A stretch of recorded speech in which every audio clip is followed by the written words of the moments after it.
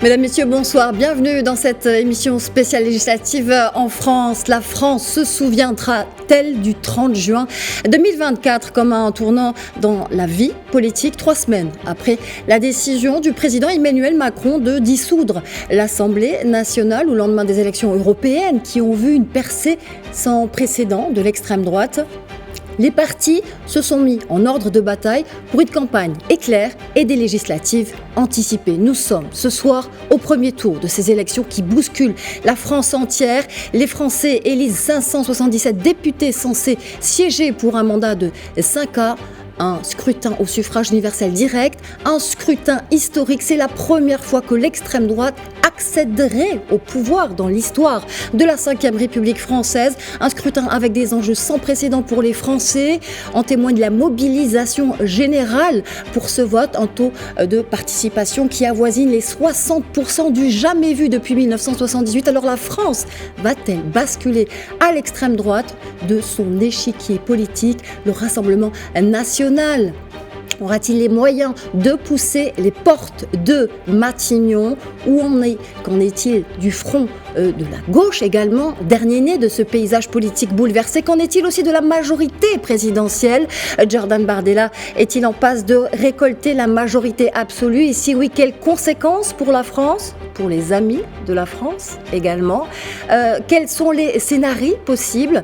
Pour m'accompagner, analyser, décrypter les résultats et les enjeux de ce scrutin historique en France, mes invités, je suis ravie d'accueillir en plateau Monsieur Ali Lehrechi, doyen de l'Université de l'Institut de sciences politiques, juridiques et sociales à Mondiapolis. Merci d'être avec nous. Bonsoir et merci pour l'invitation, c'est un plaisir pour moi. Un plaisir partagé.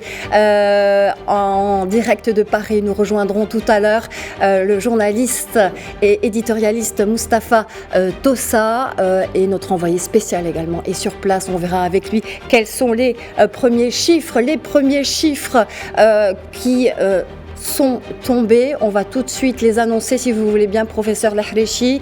C'est quasiment 34% pour le Rassemblement national et ses alliés, 28,5% en deuxième position donc pour le nouveau front de gauche. Bien loin derrière, la majorité présidentielle avec environ 20%, un peu plus de 20% selon les chaînes françaises. Première réaction avec vous, professeur, sur ces chiffres finalement assez fidèles au sondage annoncé. Voilà, donc c'était un peu les sondages. C'était le premier classement, c'était le Rassemblement national. Ça a oscillé entre 35, 36, 34. Et puis le nouveau Front populaire qui a fait quand même une poussée. Quand vous avez annoncé le chiffre de 28%, donc une poussée par rapport au début, c'était 25-26. Et puis voilà la majorité présidentielle qui vient en troisième. En place. Donc c'est 3 blocs. Nous avons 3 blocs. Les Français ont 3 blocs. Et on voit que les Français, comme ils ont dit dans leur sondage, c'est-à-dire qu'ils allaient choisir une autre voie, une voie de l'extrême droite, une voie du Rassemblement national, pour la première fois d'abord de l'histoire de la France, surtout de la Ve République, qu'un parti de l'extrême droite arrive en France au pouvoir, à Matignon certes, mais ce n'est qu'un début c'est le début de la marche vers carrément la magistrature suprême, puisque si on voit les élections des européennes qu'il y a eu il y a 3 semaines, c'était le Rassemblement national qui était premier. Et puis maintenant, il le confirme au niveau des législatives. Et cela nous donne une vision de l'échiquier politique français. On parlait avant d'un clivage gauche-droite. Maintenant, on peut parler d'une forme de fracture. Et une vraie fracture. Une vraie fracture au niveau de la France, c'est-à-dire l'échiquier politique français. Et on verra, c'est-à-dire au fil des résultats, comment se sont placés ces chiffres. Est-ce que c'est des élus directement sont passés par le deuxième tour ou bien, de toute façon, c'est les résultats qui vont nous montrer le choix des Français. Les résultats qui vont venir au fur et à mesure. Je propose d'aller directement voir Mustapha Tossa qui est avec nous et on fera un petit rappel sur ce contexte des 3 semaines dernières, puisque tout a commencé avec les européennes. Mustapha Toussa, bonsoir, merci d'être avec nous. Bonsoir. Alors, les chiffres de ce soir consacrent un fait majeur, c'est qu'il y a en France un vrai désir d'extrême droite, un vrai désir du Rassemblement national. Malgré les nombreuses bourdes commises par Jordan Bardella, malgré les nombreux renoncements et les nombreux changements de pied qui ont été opérés dans le programme du Rassemblement national, les Français ont choisi de lui faire confiance en lui donnant presque 34% des voix et en le consacrant comme la première force politique française. Donc là, il y a une dynamique du Rassemblement national qui est inarrêtable ni par le Front de gauche, ni par la majorité présidentielle. Pour le président Emmanuel Macron, ces résultats montrent qu'il a perdu son pari et que sa dissolution n'était pas du tout à son avantage. Lui qui voulait réécrire un petit peu les équations électorales et pourquoi pas à conquérir une nouvelle majorité qui sera beaucoup plus compatible avec ce qu'il veut. Il perd ce soir son pari. Et d'ailleurs, une des premières déclarations, c'est qu'il demande à ce qu'il y ait un franc républicain pour arrêter le Rassemblement. Ce qu'il faut dire aussi, c'est qu'il y aura beaucoup de triangulaires, beaucoup de compétitions électorales où on aura à choisir entre 3 candidats, dont un du Rassemblement national. Toute la question ce soir discutée par les états-majors politiques, quelle consigne de vote donner pour le deuxième tour, justement pour empêcher que le Rassemblement national ne puisse bénéficier de la majorité absolue. Jusqu'à présent, les 34% annoncés par la chaîne CNews et les 33% annoncés par la chaîne BFM ne garantissent pas du tout une majorité absolue au Rassemblement national. Et on sait très bien que Jordan avait fait des déclarations selon lesquelles il refuserait le poste de Premier ministre si ne dispose pas de la majorité absolue. Donc là, on est vraiment dans un tournant et ce qu'il faut surveiller ce soir, ce sont les consignes de vote données et par la majorité présidentielle et par le Front de gauche et par les autres républicains qui ne sont pas alliés avec le Rassemblement national comme l'a fait M. Éric Ciotti. Alors on va parler tout à l'heure de ces fameuses triangulaires avec vous, Mustapha Toussa, et avec vous aussi, professeur Lehrichi. Emmanuel Macron a perdu son pari, dites-vous, Mustapha Toussa. Tout a commencé, vous l'aviez dit, professeur Lehrichi, avec ces européennes, ces résultats, une percée sans précédent de l'extrême droite aux élections européennes, et avec cette dissolution dite kamikaze par certains experts en France en tout cas. Je vous propose de revenir un petit peu dans le sujet qui va nous être proposé sur ces 3 semaines de campagne électorale déclenchée dans la stupeur générale en France par cette dissolution de l'Assemblée nationale. 3 semaines qui ont précédé, nous n'arrêtons pas de le dire, un scrutin législatif historique. Et c'est avec Souheil Jalil que nous voyons ça. L'heure de vérité approche. Dimanche, des millions de Français étaient appelés aux urnes pour élire leurs députés, moins d'un mois après la dissolution de l'Assemblée nationale par le président de la République Emmanuel Macron.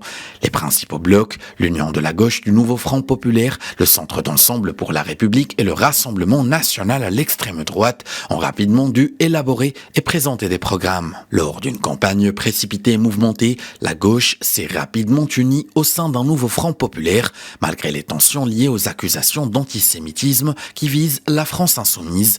Au centre, la majorité présidentielle menée par le Premier ministre Gabriel Attal fait campagne sous la bannière Ensemble pour la République. À droite, les Républicains se sont déchirés après l'annonce de leur président Éric Ciotti d'une alliance avec le Rassemblement national. Ses principales forces politiques n'ont pas toutes présenté de candidats dans les 577 circonscriptions nouant des alliances nationales ou locales. Une fois élus, les députés trouveront leur siège à l'Assemblée nationale et pour les nouveaux venus, découvriront leur rôle au sein du Parlement. Face à un scrutin historique, les sondages anticipent une participation en hausse. L'engouement se mesure avec le nombre important de procurations enregistrées.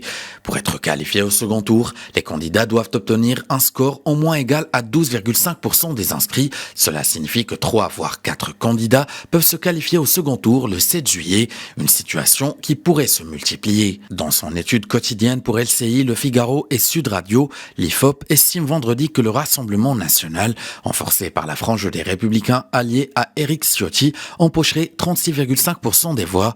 La gauche serait reléguée à 29% des suffrages, quand le camp macroniste n'obtiendrait que 20,5% des voix. Des chiffres élevés pour le parti d'extrême droite, même s'il ne lui assure pas automatiquement de disposer des 289 députés nécessaires à la majorité absolue à l'issue du second tour du 7 juillet.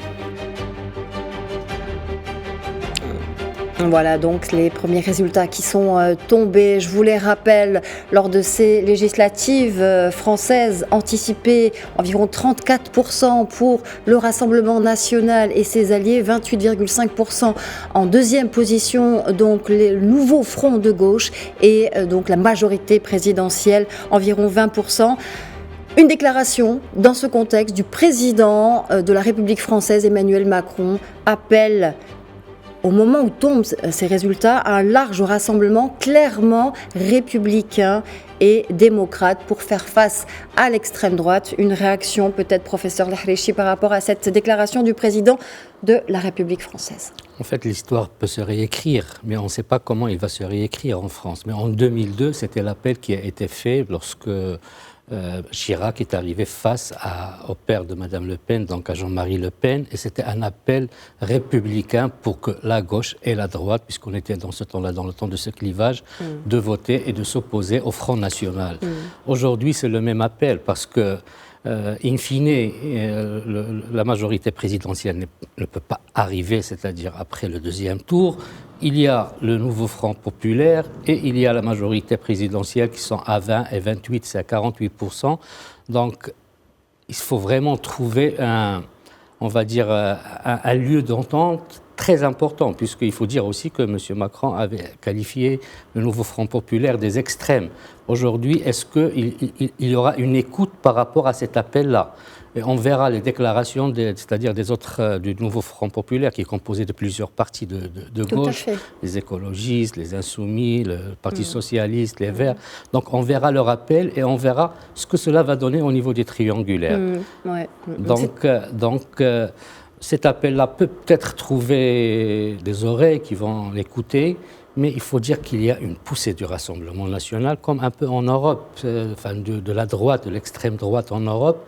Et il y a, si on analyse le modèle de la sociologie électorale, il y a une école, donc l'école de Lazarfeld, l'école de Michigan, ou bien l'école il y a deux écoles américaines, et même l'école française de la sociologie électorale qui disent que le moment des campagnes électorales, ce ne sont pas des moments de conversion.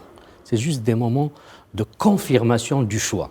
Et c'est là où on peut se poser la question, est-ce que ces 34% ne va pas encore augmenter? C'est-à-dire l'attachement à un parti ou à un choix, aujourd'hui, il est fait en France et ne sont pas dans ce modèle déterministe, c'est-à-dire qui va pousser encore des Français à confirmer c'est-à-dire la campagne électorale et tout ce qui s'est passé, le va-et-vient, les débats qui ont eu après ce qu'a dit Bardella et tout, mais le choix, il est déjà confirmé chez les électeurs et les résultats d'aujourd'hui le confirment d'ailleurs. Maintenant, est-ce que cet appel républicain va trouver une oreille qui va l'écouter? Est-ce que vraiment les Français vont l'écouter? Et est-ce qu'il va y avoir une entente avec parce qu'il faut voir les résultats des Insoumis dans ces 28%, combien ils ont eu c'est-à-dire combien ils sont... Quelle est la proportion? La proportion des Insoumis. Dans le résultat global du nouveau Front de gauche. Du nouveau Front de gauche, pour voir les triangulaires, parce que parfois on va voir, on a vu des déclarations parfois du Front, si vous voulez, de la majorité, qui disaient non, je ne voterai pas c'est-à-dire si c'est un socialiste, si c'est un vert, c'est un écologiste, je vais voter. Mais si c'est les insoumis, mais c'est ça la question. C'est toute la question, professeur Lahrichi. Je vais me tourner tout de suite vers Moustapha Toussa à Paris, justement pour parler de ces triangulaires. Moustapha Toussa, vous êtes toujours avec nous en direct de Paris. On parlait à l'instant des triangulaires avec professeur Lahrichi. Il parlait justement des candidats, de certains socialistes. En Corrèze, l'ancien président de la République, François Hollande, est lui arrivé en tête, par exemple, avec plus de 36%. C'est un cas. comment comprendre, comment expliquer, comment appréhender ces triangulaires dans ce contexte historique, justement, de ces législatives anticipées? En fait, pour aller dans le sens de l'analyse du professeur Al-Harissi sur l'appel lancé par le président Emmanuel Macron pour former ce front républicain et empêcher le Rassemblement national d'accéder au pouvoir, il faut dire que vraiment celui qui est mal qualifié pour lancer un tel appel, c'est vraiment le président de la République, parce que il n'y avait aucune nécessité, aucune urgence à organiser des élections législatives anticipées et à dissoudre le Parlement. Donc le président Emmanuel Macron se trouve dans la situation de quelqu'un qui allume le feu et qui appelle les autres à l'aider à l'éteindre. C'est la même situation. Et d'ailleurs, la présence d'Emmanuel Macron pendant toute cette campagne électorale a été non désirée. Autant on écoutait le Premier ministre Gabriel Attal, qui était le chef de la majorité présidentielle, mener combat et essayer de convaincre d'avoir de sièges, autant la parole du président de la République était indésirable par les Français. Et d'ailleurs, dans son premier commentaire ce soir, Jean-Luc Mélenchon accuse ou montre que ces résultats sont une lourde défaite pour le président Macron lui-même.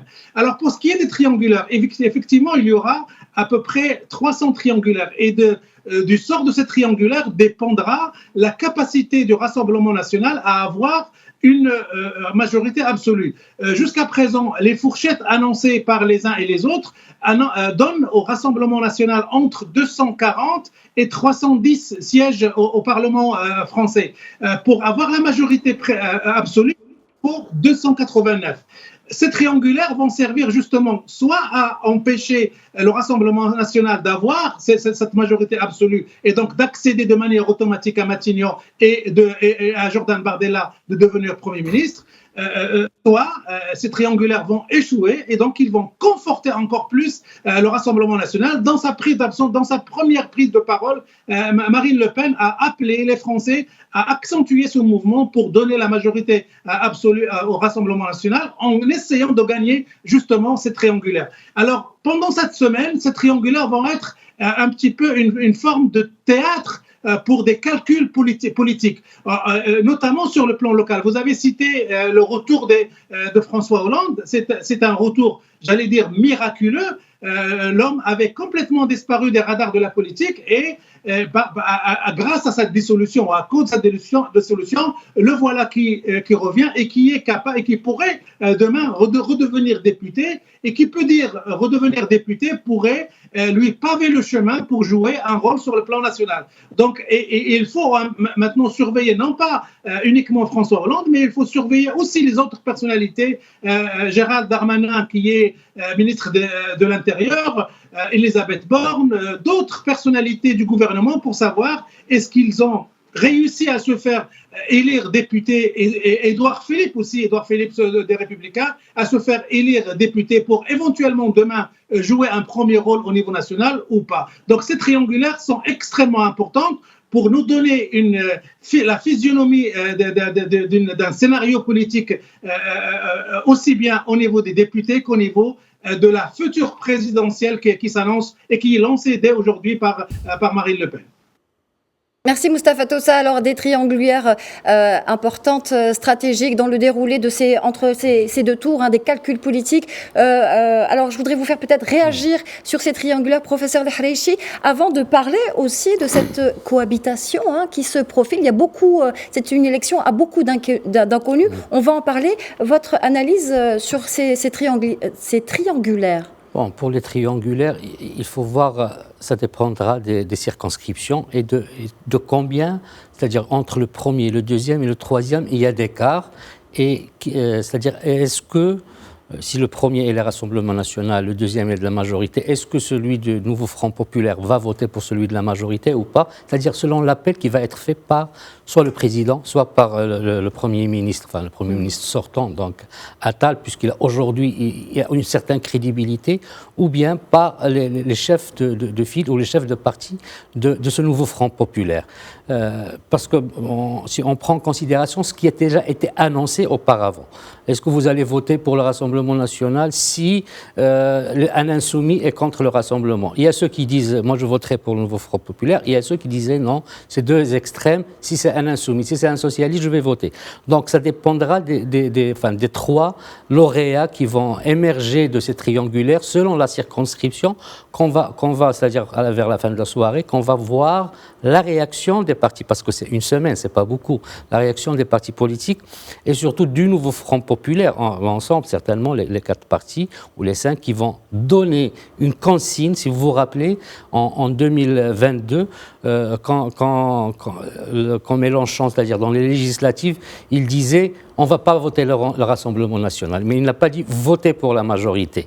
Aujourd'hui, est-ce qu'il va dire, bon, si c'est le Rassemblement, voter pour la majorité et vice-versa? Est-ce qu'un candidat de la majorité va voter pour le Nouveau Front Populaire? Il faut que ça soit clair, c'est-à-dire que la consigne soit claire, comme en 2002, c'était une consigne qui était très claire, et Jacques Chirac est passé avec 82 ou 3% dans le suffrage, c'est-à-dire de 2002, présidentiel. Donc, mais la consigne était claire. C'était, voilà, vous n'allez pas seulement ne pas voter le Rassemblement national, mais vous allez voter pour celui qui est de l'autre côté, parce que c'était un clivage où il y a eu plusieurs cohabitations, parce que vous avez parlé de la cohabitation, là c'est la fracture, et comment peut se passer une cohabitation dans un moment de fracture. Au niveau du clivage, il y avait des violences, des tensions, mais ils étaient dans ce que les Français appellent le monde républicain. Aujourd'hui, ils considèrent encore le Rassemblement national, bien qu'il soit démocratiquement, puisqu'on accepte que ce parti existe en France, où les Français l'acceptent, donc c'est un parti qui est accepté, c'est-à-dire qu'il joue le jeu politique et le jeu démocratique. Quand on appelle républicain, il y a une forme de dialectique ou de dichotomie. Si il est accepté, c'est qu'il répond à l'ordre républicain. Maintenant, les triangulaires, ça dépendra des résultats et du nombre, c'est-à-dire du pourcentage de tout un chacun dans cette configuration, dans chaque circonscription. Et parce que la cohabitation ne peut pas être facile, parce que là, c'est une cohabitation, comme a dit mon ami Moustapha Tossa, c'est la course vers la présidentielle. C'est une course vers la présidentielle. Monsieur Emmanuel Macron a fait un pari risqué, perdu. À mon sens, il ne croyait pas qu'il allait y avoir un nouveau Front Populaire ou une alliance de gauche comme la NUPES, puisqu'ils étaient tellement, c'est-à-dire il y avait beaucoup de violence entre eux, de malentendus, et maintenant quand il y a eu le nouveau Front Populaire, donc la majorité est passée à la 3e place. Tout à fait. On va prendre tout de suite la direction de Paris pour être en direct, cette fois-ci avec notre envoyé spécial Bessem Najjar, en direct de Paris. Bonsoir bonsoir Bessem. Bonsoir Nadia et bonsoir à tous les téléspectateurs de Médiane TV. Alors dites-nous, confirmez-nous déjà ces chiffres-là, quelle est l'atmosphère, et puis parlez-nous de cet appel peut-être du président de la République Emmanuel Macron qui appelle au rassemblement démocratique et républicain face à ces résultats. Exactement Nadia, c'est les termes exacts du président Macron qui vient d'appeler au rassemblement démocrate et républicain. Ça vient suite à une réunion qu'a eu Macron avec les chefs des partis constituant l'ancienne majorité gouvernementale, une réunion qui a été tenue à partir de 18h30 heure de Paris au palais de l'Élysée. Il y a aussi Jean-Luc Mélenchon qui était parmi les premières personnalités politiques à s'exprimer. Il dit que le score du RN représente une défaite de Macron et le pays doit choisir. Donc je rappelle les chiffres réalisés jusqu'ici selon l'Institut IFOP, donc 34,2% pour le Rassemblement national, 29,1% pour la nouvelle gauche, enfin pour le Rassemblement, pour le Front Populaire Nouveau. Exactement, et 21,5% pour l'ancienne gouvernementale et 10% pour les Républicains. Donc ça montre Et ça confirme les chiffres qui ont été donnés lors des derniers jours par les instituts de sondage par rapport aux projections des sièges. Donc les mêmes instituts de sondage, ils projettent à peu près de 240 jusqu'à 270 sièges pour le Rassemblement national, ce qui le rapproche d'une majorité absolue pour pouvoir gouverner. Une majorité absolue pour pouvoir gouverner. Merci Bassam Najjar, vous étiez en direct de Paris avec nous. Une victoire confirmée de cette extrême droite, du Rassemblement national et de ses alliés. Une extrême droite donc qui a fait une ascension fulgurante, une montée en puissance ces derniers mois, ces dernières années aussi. Et je vous propose de voir ça justement dans un sujet de Shaima Fikri.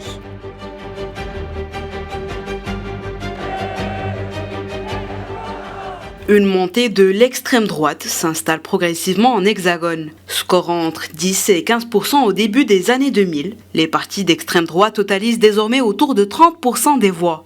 D'ailleurs, au premier tour des élections présidentielles de 2022, les partis d'extrême droite français ont obtenu au total plus de 33% des voix, un pourcentage qui leur a permis d'enregistrer un record. L'ascension des votes pour cette famille politique serait due à plusieurs facteurs, mais elle serait surtout le fruit des diverses crises que connaît le pays depuis de nombreuses années. La crise économique de 2008, la hausse des prix de l'immobilier les années suivantes, la pandémie de Covid, la guerre en Ukraine qui a ensuite provoqué une crise de l'énergie et une forte inflation.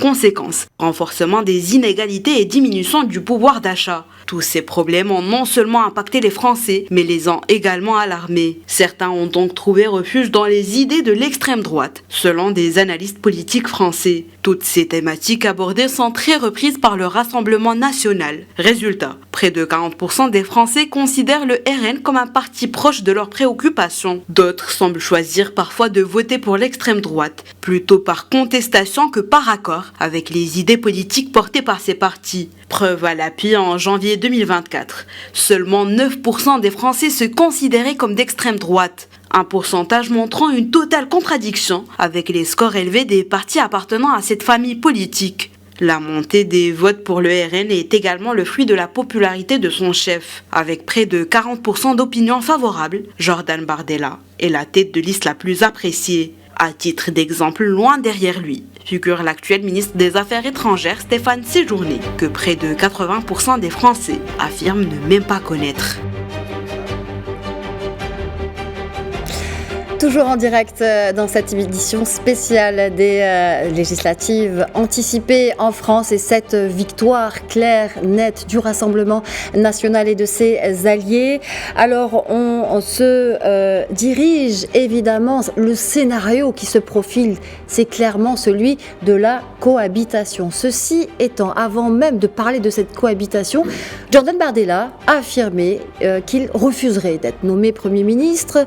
Alors s'il gagne, est-ce une première dans l'histoire de la Ve République? Auquel cas serions-nous devant une crise institutionnelle? C'est une question que je vous pose, professeur Lahrichi.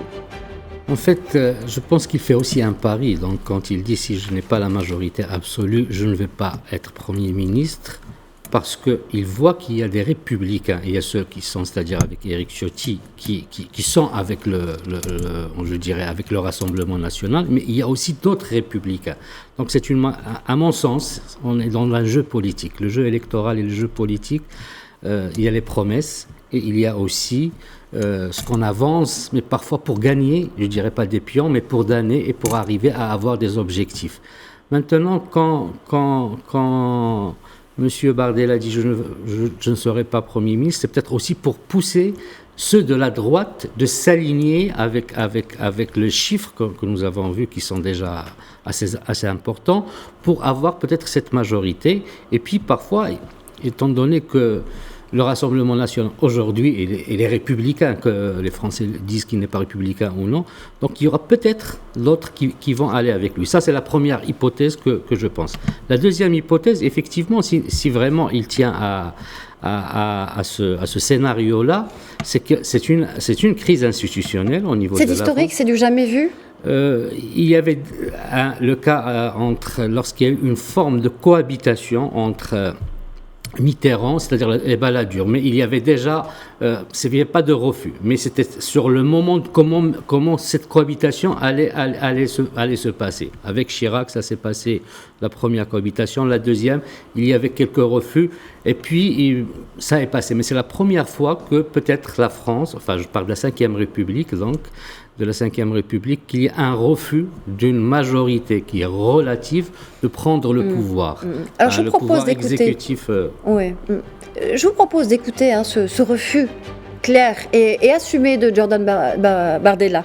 On a un extrait de cette déclaration. Je vous propose de l'écouter à présent. J'ai l'ambition d'être Premier ministre. Premier ministre à la tête d'un gouvernement d'union nationale qui sera formé sur une majorité absolue. Si demain, les Français plaçaient le pays dans une situation de majorité relative, c'est-à-dire dans une situation de blocage avec un Premier ministre qui n'aurait pas la majorité absolue à l'Assemblée nationale, lui-même en situation de cohabitation, alors on ne pourrait pas changer les choses. Donc moi je dis au peuple français, il y a une occasion historique d'inverser le cours de l'histoire, de changer la politique dans notre pays et de changer de cap. Mais pour cela, moi j'ai besoin d'avoir une majorité absolue. Et donc je n'envisage pas d'être le collaborateur du président de la République. Je n'envisage pas d'être le collaborateur du président de la République. J'ai besoin d'une majorité absolue, dixit Jordan Bardella. Monsieur Bachir Thiam nous fait le plaisir de nous rejoindre sur ce plateau. Bachir Thiam, journaliste et spécialiste de relations publiques. Bienvenue. Merci Nadia. Dans cette émission merci beaucoup, merci. Spéciale. Une première réaction peut-être par rapport à la fois aux résultats et aussi à cette déclaration qui parle, qui révèle une fracture dont vous parliez tout à l'heure, professeur Lerlechi, de la France aujourd'hui. Oui, peut-être je vais commencer d'abord par la déclaration, parce qu'elle est plus chaude, je crois. Il faut dire qu'on est dans le bluff politique, parce que je pense que depuis sa prise de pouvoir dans son parti déjà, Jordan Bardella nous a habitués peut-être à nous dire, voilà, moi je vais faire ça, Élysée, moi je vais faire ceci, si je suis Premier ministre, je vais faire cela, etc. Bon, tout était possible aussi longtemps qu'il est dehors. Il n'est pas au pouvoir. Maintenant qu'il est à la porte du pouvoir, et bien il est presque élu, il n'est pas encore élu, mais il va nous dire aujourd'hui, écoutez, si je n'ai pas la majorité, je n'y vais pas. Mais il va être juste Premier ministre. Avec ou sans la majorité, il sera Premier ministre, c'est le rôle. De toute façon qu'il ait la majorité, le président aura son rôle et c'est différent.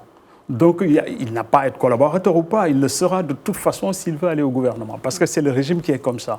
Et bien donc, qu'est-ce qu'il va nous dire ? Ah non, moi, si je n'ai pas la majorité, j'y vais pas. Et donc, j'y vais pas parce que justement, vous ne m'avez pas donné cette majorité. Bon, ça, c'est un bluff, je crois. C'est un bluff, il a gagné, il n'a qu'à assumer son rôle maintenant.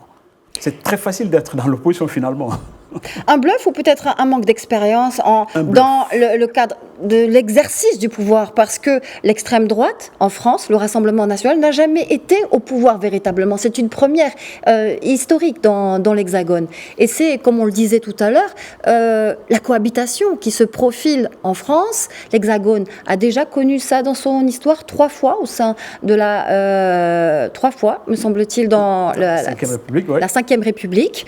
Alors, justement, comment est-ce que cela va se passer ? Certains experts parlent d'un modus vivendi.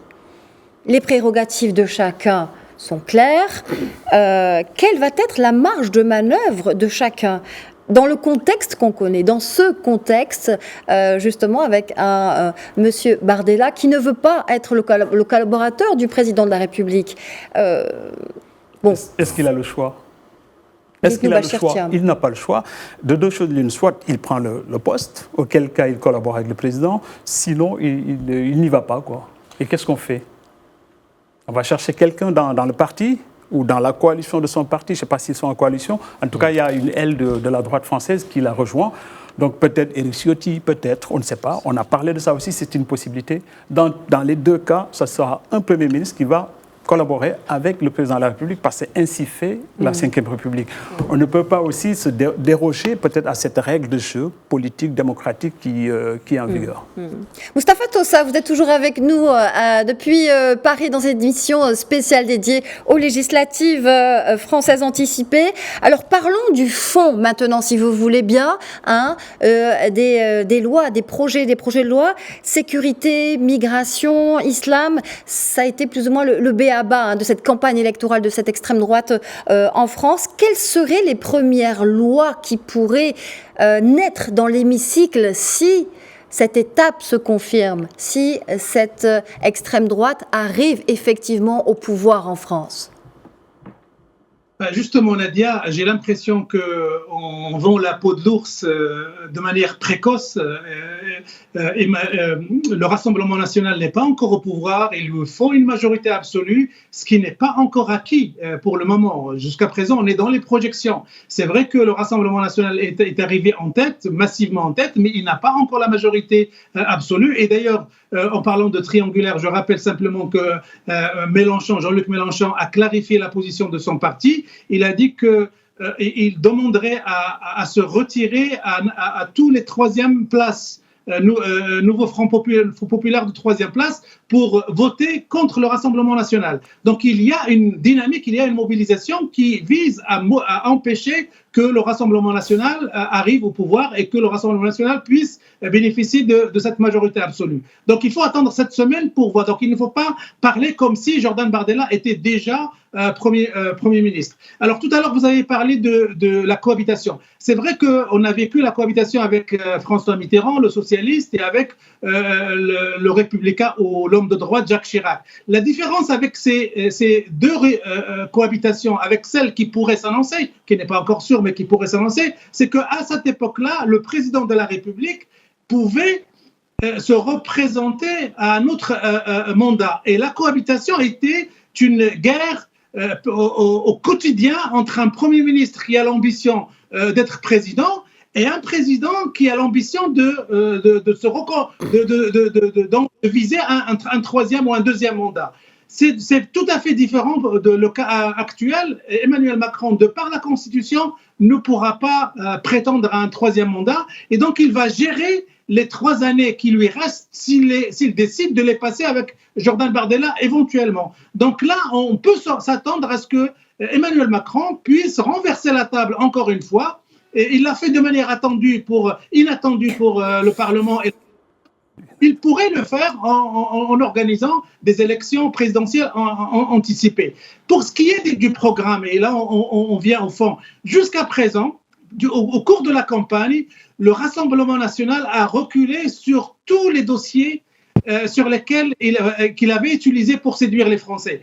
Il a reculé sur la baisse de la TVA sur les produits de première nécessité. Il n'y en aura pas. Il a reculé sur le système de retraite voté par Emmanuel Macron et le Rassemblement national avait promis de le supprimer. Il ne le supprime plus. Il a reculé sur l'interdiction du voile dans l'espace public. Il a reculé sur le retrait de la France du commandement intégré de l'OTAN. Il a reculé sur beaucoup de sujets, à tel point que les gens qui ont voté pour lui n'ont pas voté pour lui pour son programme, mais ont voté pour lui pour sanctionner et la gauche et Emmanuel Macron. Alors, ce qu'il peut prendre comme décision, les premières décisions concernant l'immigration ou concernant la préférence nationale, mais même s'il veut prendre des lois pour mettre en pratique la préférence nationale et viser les étrangers, la France est composée d'institutions, est composée d'organismes qui pourraient lui bloquer son élan. Donc, on est là vraiment dans la poudre aux yeux. Il profite du désespoir des Français, de la déception des Français à l'égard de la gouvernance de Macron qui a duré 7 ans, et il réalise cette victoire. Le Rassemblement national réalise cette victoire, non pas sur un programme, mais sur une désespérance ressentie profondément par les Français qui les ont poussés à aller voter de manière massive pour le Rassemblement national, aussi bien pour les européennes que pour les législatives. Ben voilà pourquoi c'est important de parler du fond aussi, pour jauger l'enjeu véritable de cette probable ou peut-être potentielle arrivée de l'extrême droite au pouvoir. On ne va pas vendre la peau de l'ours avant de l'avoir tué. Il y a encore beaucoup d'inconnus, beaucoup de facteurs X, c'est vrai, dans ce contexte qui est inédit dans l'Hexagone. Je voudrais toutefois, Moustapha Tossa, continuer à parler du fond et notamment de la politique extérieure aussi de la France dans ce contexte international aujourd'hui qui est très compliqué. Quel impact cela peut avoir, notamment lorsque l'on connaît la proximité du Rassemblement national avec la Russie, par exemple, dans ce contexte de la guerre en Ukraine? Comment pourraient évoluer les choses? En fait, pour le programme du Rassemblement national, il a joué sur deux types de variables. Les variables des enjeux externes et des enjeux internes. Et bien sûr, la poudre aux yeux, mais c'est des variables qui attirent les Français, il faut le dire, puisqu'ils ont voté 34%. Et s'ils demandent la majorité absolue, c'est pour les pousser dans ces triangulaires, pour voter plus pour lui, comme les autres ont voté de ne pas voter contre un clan qui n'est pas républicain. Donc, par rapport à la Russie, ce qu'il a déclaré, le Rassemblement national, c'est que, certes, il est proche de la Russie, mais pas d'hommes, pas de soldats dans le terrain envoyés, pas d'armes, de missiles, c'est-à-dire à longue portée. C'est une forme de... et ça, c'est bien sûr, c'est puisque la France appartient aussi à l'OTAN, appartient à l'Union européenne et appartient à l'Occident qui a une position commune vis-à-vis du conflit donc, russo-ukrainien. Donc, quand il dit pas d'hommes au sol, donc... c'est une façon de soutenir la Russie. Quand il dit pas de missiles à portée, c'est-à-dire de longue portée, c'est une façon de soutenir la Russie. Mais il reste... parce que la France, elle est liée. C'est-à-dire, elle est liée. Et c'est parmi les choses que le Front ou le Rassemblement national, il dit, c'est-à-dire cette appartenance à l'Europe lie la France. Certes, ce n'est pas un État supranational, l'Europe, ou une institution supranationale, mais la France, elle est liée par des accords, que ce soit les accords de l'OTAN ou que ce soit les accords de l'Union européenne, aussi pour l'immigration. Parce que pour l'immigration, puisque vous parlez de... Il demande, par exemple, pour les OQTF, de prolonger plus la durée, c'est-à-dire de la détention administrative, selon ce que donne l'Union européenne, c'est-à-dire selon l'accord de Dublin III. Donc, il essaie de jouer, la France, elle est à la fois souveraine, mais il ne peut pas prendre des décisions en dehors des accords de l'Union européenne parce qu'elle a des engagements. Sinon, c'est le Frexit. Donc, il faut voir les variables et les variables électorales, c'est-à-dire les variables lourdes sur lesquelles il joue. Ce sont des variables qui jouent sur l'affect, sur l'émotion. Quand il parle d'immigration, quand il parle de l'islam ou quand il parle de la préférence nationale, ce sont juste, il n'y a pas réellement un vrai, je dirais pas un vrai programme, mais un passage comme a dit Moustapha Tossa, ben oui, il y a des institutions, il y a le Conseil d'État en France, il y a le Conseil constitutionnel. Donc c'est un parti qui joue sur le désespoir, ce à quoi répond Bardella, il dit, bon, on va faire un référendum, mais si vous faites un référendum sur une décision du Conseil de l'État ou du Conseil constitutionnel, c'est terminé, c'est-à-dire la République, ou la Ve République, parce que la Ve République, elle est basée sur des institutions. Et même quand, tout à l'heure, pour la question de tout à l'heure, si vous permettez, le pouvoir exécutif en France, il est bicéphale. Ce n'est pas un collaborateur du président. Il a un pouvoir qui est consacré par la Constitution. Donc, il pousse, comme vous avez bien dit, c'est-à-dire à pousser ses électeurs ou les gens qui se sentent dans cette mouvance aussi dynamique pour voter plus face à c'est-à-dire à l'appel des autres. C'est un jeu politique, c'est un échiquier et chacun il place ses pions. Parce qu'avoir la majorité relative, il y a toujours les ordonnances, les 49.3, il peut les faire passer. Certes, ce n'est pas le président qui va lui dire non, les 49.3, c'est le gouvernement. Il peut gouverner avec une majorité relative.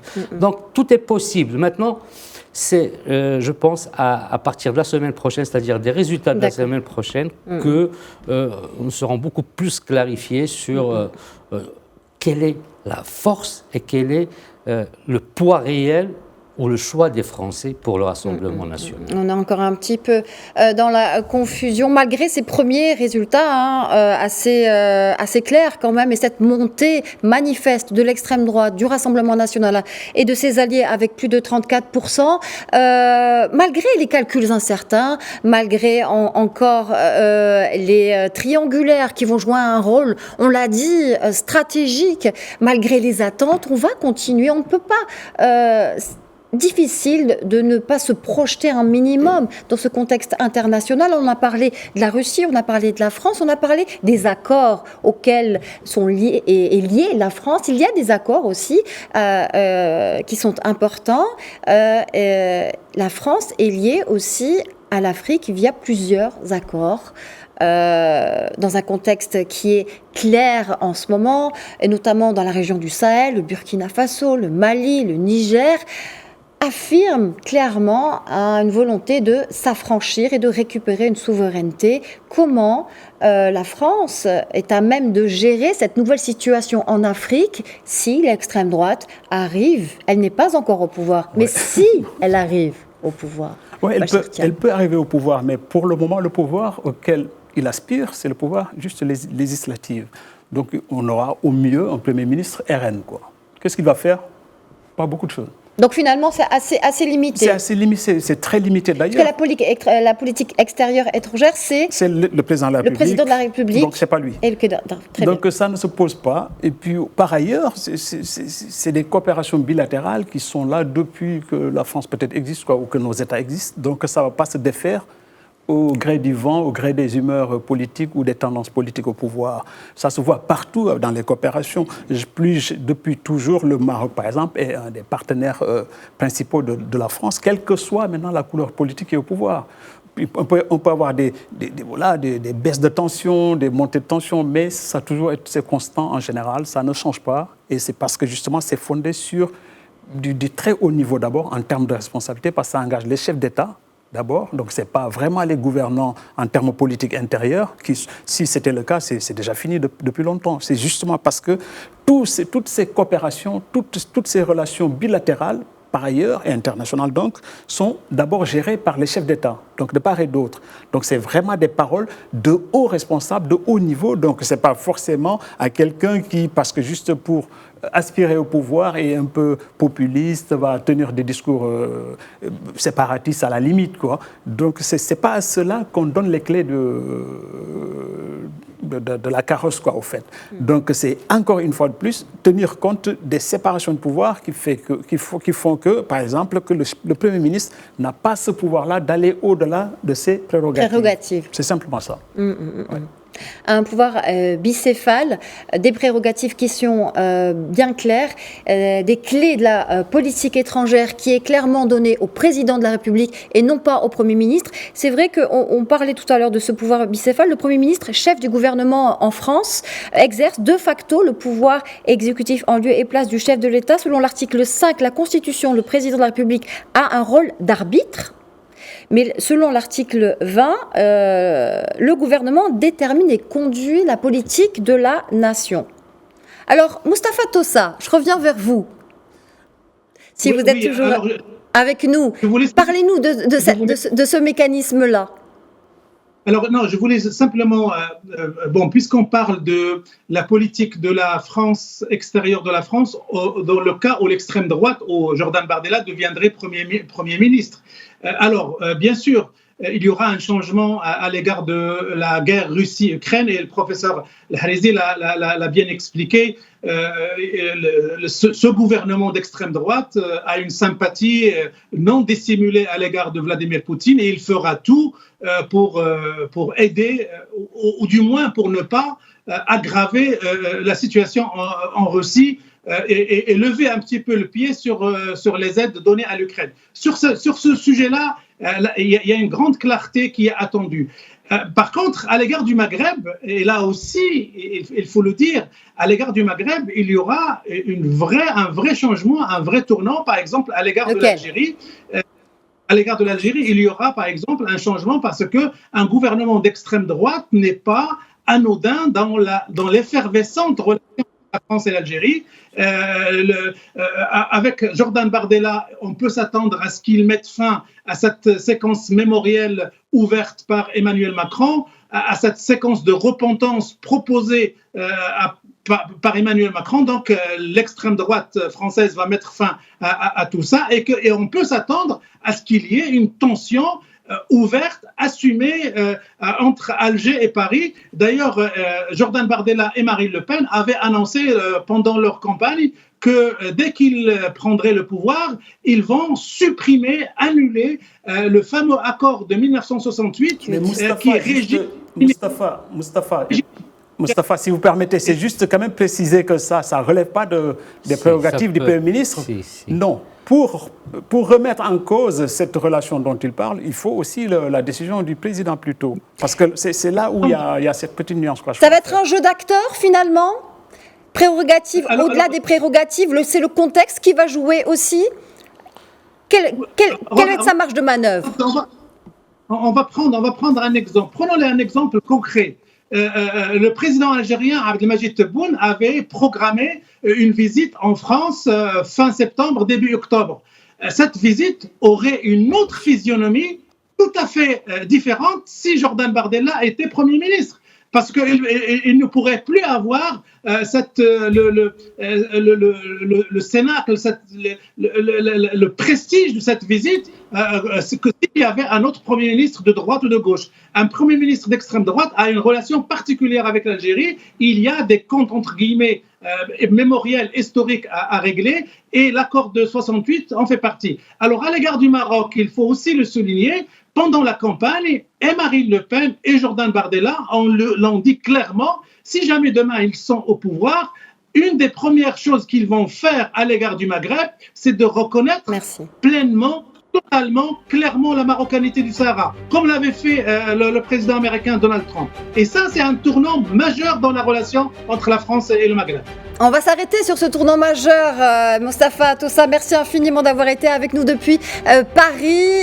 Vous êtes journaliste et éditorialiste. Merci également à Monsieur Bachir Thiam d'avoir été avec nous dans cette émission, journaliste et spécialiste des relations publiques. Et merci également infiniment au professeur Lahrichi, doyen de l'Université de l'Institut de sciences politiques, juridiques et sociales à Moundiapolis. C'était un plaisir de vous recevoir tous sur ce plateau. C'est la fin de cette édition spéciale. Un dernier chiffre, ce triptyque, 34% pour RN et ses alliés, 28,5% pour le nouveau front de gauche et 20% environ donc pour la majorité présidentielle. C'est la fin de cette émission. Merci de nous avoir suivis. Excellente suite des programmes sur Média TV.